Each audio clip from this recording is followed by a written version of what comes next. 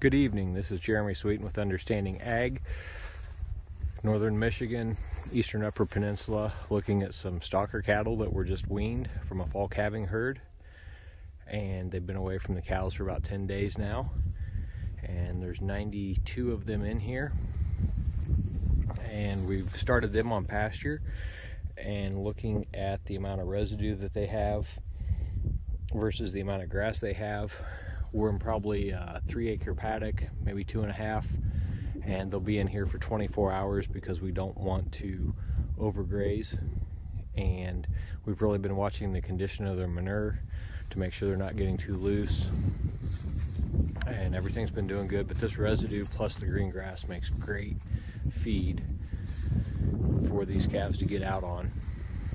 Last night it was 27 degrees, so some of the legumes have been dinged by a freeze, but hasn't seemed to affect the animals much. They're just sorting right through it and eating grass. So the nice thing that we really have noticed this year is by a lot of culling, we have a lot calmer animals, and they've just been a real pleasure to work with this year.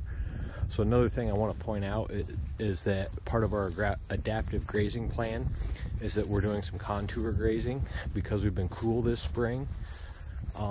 The hillsides and the bottoms haven't grown nearly as much as the top flats have. There's 6 inches of growth up here on top, and when you get over the hillside and down in the bottom, there's way less. So we're going to skip this section of pasture this time and give it a good chance to grow, and then we'll hit it on the second rotation.